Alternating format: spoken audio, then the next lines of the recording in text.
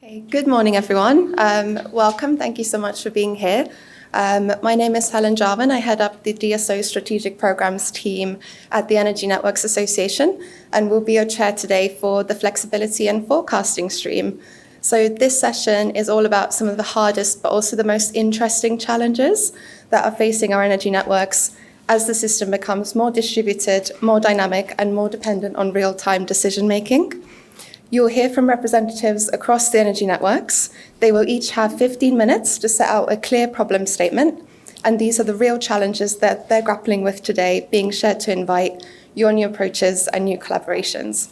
We'll look to start each of the sessions at the scheduled time, as I know many of you might be popping in and out of the rooms. So if we have some extra time, we'll invite a few questions in the room. Also invite you to share your questions on Slido, which you should have the details for from the opening plenary. And we'll also ask the speakers to keep the time if you can. And with that, I'll invite to stage our first presenter to introduce himself, Mr. Jonathan Powell.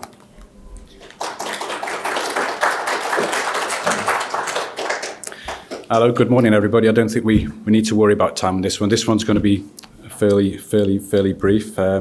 So the title of this problem statement is Evaluating RTDS GTSOC versus RTDS replicas for Advanced Control System Simulation, which is quite a mouthful. So RTDS is Real-Time Digital Simulators. And I'm hoping you've already had a look at the problem statement.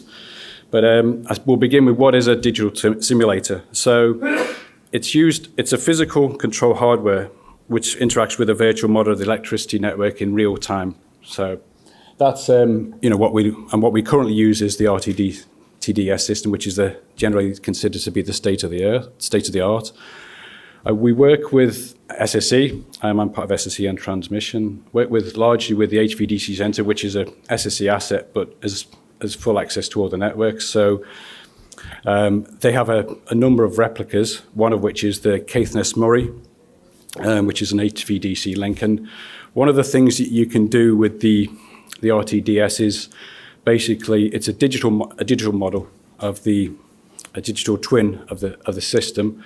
So you've got hardware and you've got the software, so you can run control and protection regimes off the network prior to installing them on the network to de-risk any of the potential problems, identify any of the problems with the hardware, and then resolve those before they're ran in anger on the network.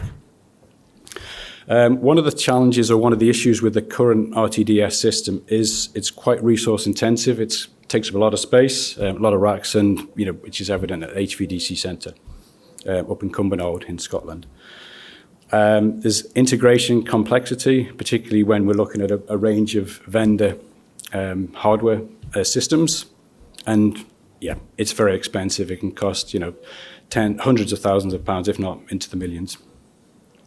So generally, it's considered, there are improvements that can be made. So I'll flick on to the next slide.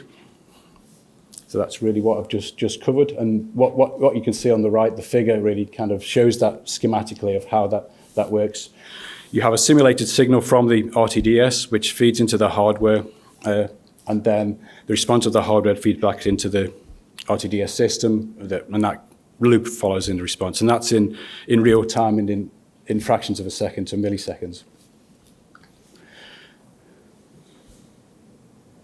But one of the limitations of the RTDS is fidelity of the model, particularly as converters get more and more complex and the network's growing, with the increase of IBRs on the network. So some of the impacts of continued use of RTDS are shown there.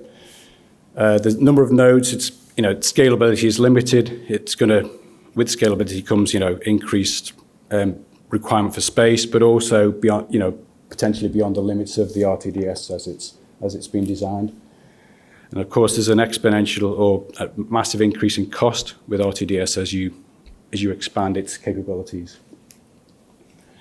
There's vendor integration challenges, particularly with the proprietary hardware of some of the vendors, and obviously their consideration for IP associated with that, and the black box and the risk associated with that being shared, and that's a concern of the vendors. So if we can eliminate that or reduce that risk to the vendors, it's more comfortable from their point of view. as I mentioned, there's limited fidelity, and that's just going to increase or reduce the fidelity as the models get more and more complex. And in kind of combination with that is the fidelity is the slowing down of the model, so it's not so much in real time, and that means that you can't analyze it in the same way, and your configuration cycles take a considerable amount of time. And as I touched upon, the IP is an ongoing issue. So if you can divorce that from the system that you're using to represent the model, then that's obviously an improvement. And what we're what problem statement is centered around this GTSOC, which is basically a single rack or a very compact system that uses more powerful computational processing. So it's FPGA versus the CPU of the RTDS. And the kind of crux of it, what we're looking to do is to benchmark the two systems against each other. So before we invest in GTSOC, we'd like to evaluate it against what is a known quantity, which is the RTDS simulator, and run some performance tests, ease of integration, and obviously get vendor feedback on that, against the security, cybersecurity and protection, being particularly their IP. Couple of the requirements has to be able to readily be integrated into the existing RTDS software, because we want that any transition or any advancements of this modeling capability to be as seamless as possible and scalable for use across the transmission operators and NESO. So in terms of maturity, we're looking to run some representative trials, so that we're talking about TRL6. So that's, it's fairly short, but that's really what we're looking for. We're looking for this comparative study between RTDS, as we use now, and GTSOC, which is seen as the future of this way of simulating models, again, and using hardware. So, that's me for this one. Are there any immediate questions? I think we're obviously quite below the allocated time. Are you open to any other alternative compared to GTSOC? Yes, we are. Not Yeah. just GTSOC for the system itself? No. I mean, this problem statement, as I mentioned, comes from our system performance and HVDC center team. So GTSOC is seen as the state of the art, but I think we're not. That doesn't preclude anything else. I think we'd be open to, and it's very much a early stage evaluation or feasibility.